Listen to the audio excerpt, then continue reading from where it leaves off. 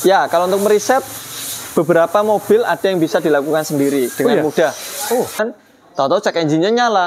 Karena hal tersebut saya khawatir mengganggu, maka saya reset ECU. Hapus. Ya. Akhirnya ketika datang ke bengkel, kita akan coba kita on-kan, kita starter. Cek engine masih tetap nyala. Oke, berarti DTC untuk kasus ini, meskipun dicabut fuse-nya, dia tidak akan bisa menghapus. Oke, yang cara yang kedua kita cabut. Semoga berfungsi, Pak. Mudah-mudahan. Tapi katanya 1, 2, 3, 4, 5, 6. Ya, berhasil.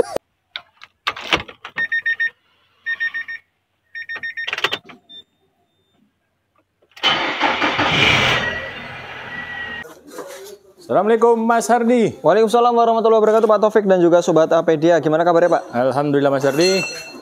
Mas Hardi, ini teringat dulu Mas Hardi kan pernah membuat konten remap ya Mas ya? Oh iya, remap ECU ya? Iya. Sekarang masih terima nggak remap? Masih terima ya? Beberapa unit. Oh, beberapa unit ya? Nah, ini pertanyaannya Mas. Berarti yang di remap itu kan ECU-nya ya? Iya, ECU-nya. Nah, kalau ada istilah reset ECU itu gimana sih Mas? Jadi kalau remap itu mengubah ini Pak, grafik dalamannya, pokoknya dalamannya ini ya, ECU ya. Mulai kalau kita baca pakai bit edit itu dia akan kelihatan tuh di kolom-kolomnya yang poin-poinnya berapa, nah itu akan kita rubah. Nah itu naik ataupun itu diturunkan. Nah itu kalau untuk remap. Tapi kalau untuk reset itu hanya mengembalikan ke setelan pabrik. Jadi seperti apa ya? Ya kalau HP lah, HP itu kan di reset ulang supaya aplikasi yang berjalan itu dia ini ya apa namanya? Hilang apa? Mati lah ya. Mati. Apa ya? Ya intinya itu. Nah sama seperti dengan reset ECU ini, dia misalnya tadinya ada apa namanya? Itu kan antara sensor dengan ECU itu kan namanya kan sinyal, Pak. Sinyal, nah, betul. Beberapa itu mungkin sinyal tersebut ada yang dia sudah tidak kuat lagi sehingga harus di reset, itu mengembalikan. Kemudian juga ada yang DTC atau diagnosis trouble code atau yang DTC. kita biasa ini bilang tuh cek engine nyala. Nah, itu bisa di reset. Nah, itu namanya reset. Kayak gitu Pak Taufik. Nah, lagi yang ditanyain. Manfaatnya apa Mas sebenarnya? Selain yang tadi Mas bilang itu, apa efek buat kendaraan kalau kita melakukan reset? Ya, kalau kita melakukan reset tentu kan kalau tadi kita bicara masalah sinyal ya, itu mungkin kalau ketika kita reset itu sinyalnya itu tadi lebih refresh. Sehingga data lebih akurat. Itu juga bisa. Atau mungkin beberapa yang mungkin dia notabene dia sedang membaca misalnya oksigen sensor. Itu kan datanya berubah-ubah. Kadang ada yang stuck, macet. Nah, itu mungkin dengan dilakukan reset, dia akan kembali berubah-ubah lagi. Intinya gitu. Jadi ketika dia setelah di reset, yang keuntungan yang didapatkan mungkin yang tadinya mobilnya loyo itu jadi lebih ini lagi apa namanya, performanya naik lagi. Atau mungkin ada kasus-kasus kayak misalnya cek engine-nya nyala, itu mungkin mengganggu di pandangan ini tuh driver pengemudi, itu bisa dihapus dengan cara di reset. Itu aja. Seperti Pak Taufik. Nah, sekarang tuh bagaimana cara mereset? Apakah kita itu harus datang ke bengkel atau kita bisa melakukan sendiri? Ya, kalau untuk mereset beberapa mobil ada yang bisa dilakukan sendiri dengan mudah. Misalnya dengan cara dua. Pertama, kita ECU itu kan dia kan ini Pak ya, sebuah komputer yang dia memang membutuhkan arus. Betul. Nah, di sana tiap mobil itu, tiap arus yang masuk ke apa itu namanya, dia punya terminal kah, atau mungkin dia punya modul kah, atau mungkin ECU juga, itu pasti dilengkapi dengan sekring, termasuk lampu-lampu ya. Betul. Itu juga ada sekring atau fuse. Nah, di sana ada fuse-nya. Cara amannya adalah kalau fuse itu kan enaknya dia per sub. Per sub itu ada pengamannya, per sub ada pengamannya. Nah, fuse itu yang akan dicabut. Kalau fuse-nya dicabut, maka arus yang masuk ke ECU itu tadi itu akan terpotong. Betul. Atau sama sekali tidak ada arus yang masuk ke ECU. Nah, itu yang mengakibatkan ECU itu tadi akan ketika itu juga akan melepas semua yang ada di dalamnya, termasuk sinyalnya, memorinya, itu akan terlepas dan terhapus pada waktu itu. Ketika dikonekkan kembali, maka dia akan kembali dengan performa yang baru. Ya gitu. Nah itu kalau mobil-mobil yang bisa di reset sendiri, yaitu misalnya kayak Toyota Avanza, kemudian ada beberapa jenis Honda, Suzuki, itu mereka bisa dicabut fuse-nya, kemudian setelah itu didiamkan 20 sampai 1 menit, 20 detik sampai 1 menit ya, itu dia dipasang kembali, biasanya dia akan kembali lagi ke performa awal. Tapi hal seperti ini ada plus minusnya. Plusnya mudah. Minusnya adalah apabila seseorang apabila ECU tersebut menangkap suatu masalah DTC, diagnosis trouble code, atau cek engine-nya nyala, maka ketika dia di reset seperti itu, cabut, maka memorinya akan terhapus. Kayak gitu. Sehingga ketika mobil tersebut datang ke bengkel, misalnya, Mas ini tadi ketika saya jalan di perjalanan, tahu-tahu cek engine-nya nyala, karena hal tersebut saya khawatir mengganggu, maka saya reset ECU. Hapus. Akhirnya ketika datang ke bengkel, yang sifatnya intermittent, itu kadang muncul, kadang enggak. Ketika dia kondisi udah dicabut seperti itu, kan enggak muncul lagi nih. Ketika sampai dibawa ke bengkel, akhirnya data hilang, tidak bisa kedeteksi apa yang rusak. Dari sensor-sensor yang bermasalah, atau mungkin dari sistem di engine elektrik yang bermasalah. Kayak gitu. Atau yang kedua, cara risetnya itu tadi selain mencabut ini ya, fuse ya, itu dengan melepas terminal ini, negatif aki. Ya intinya sih sama-sama arus yang masuk ke dalam ECU itu tadi diputus sebenarnya. Diputus. Nah kayak gitu. Tapi efeknya kalau yang kedua ini, ketika kita ngelepas aki, maka ada beberapa bagian yang juga teriset. Misalnya speedometer. Speedometer itu kan ada trip A, trip B, ada LVG, konsumsi bahan bakar. Itu akan ke reset. Atau mungkin power window. Beberapa power window itu kan ada yang auto, naik turun. Nah di sana kan ada, di motor ada sejenis kayak kapasitornya, kalau dia dihapus ya hilang ininya, hilang arusnya, sehingga tidak ada yang mampu menyimpan, itu harus di reset ulang. Audio ya. Audio juga seperti itu. Atau mungkin beberapa yang alarm. Sampai alarm juga. Iya, mungkin beberapa kalau yang alarmnya bersinggungan dengan positif aki terus, nah, dan dia menyimpan memori di sana, maka ketika dilepas ininya, akinya, dia akan teriset. Itu juga bisa. Nah, untuk Nissan sendiri bagaimana, Mas? Apakah hal itu berlaku hanya mencabut kepala negatif aki? Kita coba ya, Pak. Oke. Ayo, kita coba.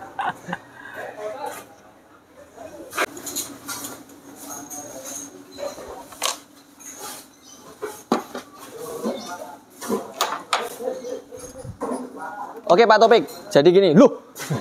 Pak Topik mana ini tadi? Ya Pak Topik, jadi gini Pak Topik. Nah ini ketika kita lepas ini ya Pak Topik. Nah ketika kita lepas terminalnya seperti ini. Belum muncul nih. Ini udah ketemu juga. Oke, baik. Nah, jadi tadi pertanyaannya kan berfungsi enggak? Ya, untuk Nissan berfungsi atau enggak? Kita ketahui bersama bahwasanya Nissan itu menggunakan ECU yang mereknya Hitachi. Jadi beberapa unit yang mereknya Hitachi ini dia nggak bisa di reset dengan cara yang dua sebutkan tadi saya sebutkan, yaitu dengan cara mencabut fuse FV, electric fuel injection, atau fuse ECU-nya, atau fuse EGI, itu nggak bisa, atau dengan mencabut terminal minus aki. Nah itu tidak bisa mampu reset ECU atau menghapus DTC yang ada. Nah ini akan kita coba. Kita akan buat sebuah trouble. Nah ini buat masalah namanya nih. Ini anggap aja trouble ini terjadi di apa ya? Kita cabut soketnya MAF sensor aja. Nah tuh. Nih dicabut soketnya, berarti nanti di sana muncul ya Mas ya? Ya, kita cabut selama nggak on sih aman. Tapi kalau dia kunci kontak di on kan lalu starter bermasalah. Ini akan coba saya starter. Oke, ini dia kan ada check engine-nya. Kita bicara ini Pak, ketika dia mendapatkan diagnosis trouble code atau DTC ya. Kita coba starter seperti ini. Oke. Dia akan nyala. Dia lagi baca nih berarti ini. Nah, nanti dia akan muncul. Berarti ketika dia muncul maka dia akan error. Betul. Termasuk Kenapa dia error? Karena pembacaan udara yang masuk ke sistem pernafasan mesin atau throttle atau masuk ke ruang bakar, intinya masuk ke mesin ya.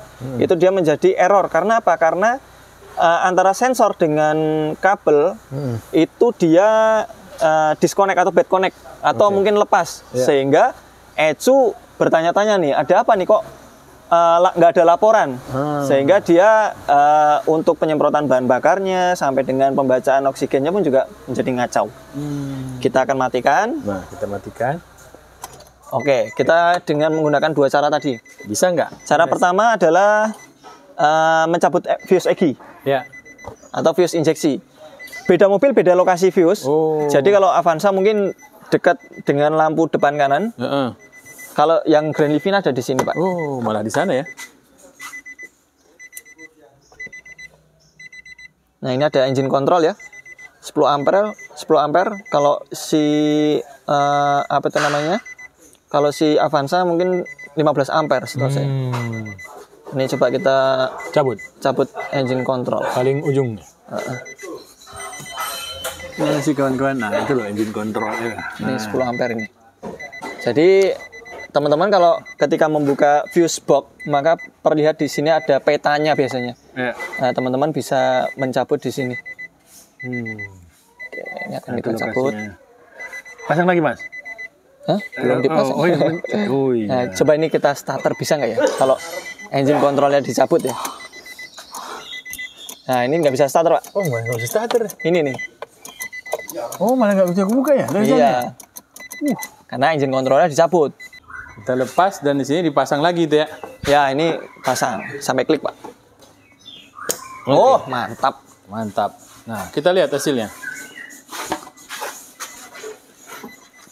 Oke, ini saya pasang ya fuse-nya yang tadi ya. Yang tadi dicabut. Nah, di sana udah dipasang, kita akan coba. Kita on-kan, kita starter. Cek engine masih tetap nyala. Oke, berarti DTC untuk kasus ini, meskipun dicabut fuse-nya, dia tidak akan bisa menghapus. Oke, yang cara yang kedua kita cabut ininya, Pak, terminal minus aki. Baik. Nih kawan-kawan, pembuktian kedua di Nissan ya, di Nissan. Khusus apakah Hitachi itu ya. Hitachi, apakah itu berlaku caranya? Nanti seperti apa berlakunya kita tanya Mas Ardi. Nah, kita lepas, tunggu 20 sampai 1 menit. Krik krik krik 1 tahun kemudian. Ini seru kawan-kawan, bisa kita lihat sendiri pembuktiannya apakah yang pernah kita lihat di tulisan-tulisan lain, kalau dengan mobil tertentu bisa, di Nissan mungkin belum tentu bisa. Ya. 1 sudah dinyatakan gagal. Ini yang kedua. Kita tunggu 20 detik minimal. Ini udah berapa detik, Pak? 1 menit? Belum? Belum, Pak.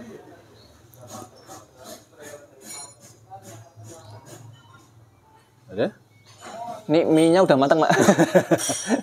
Oke, kita pasang ya. Iya. Nah, tuh. Pasang. Ini pastikan kalau ketika ini masang, teman-teman, jangan kendor. Jangan kendor. Wajib kenceng. Wajib kenceng, kawan-kawan. Kalau enggak, kenceng salah. Oke. Nah, kemudian kita akan coba cek di sana, Pak Taufik. Kita lihat lagi. Semoga berfungsi, Pak. Mudah-mudahan. Tapi katanya 1, 2, 3, 4, 5, 6. Ya. Berhasil.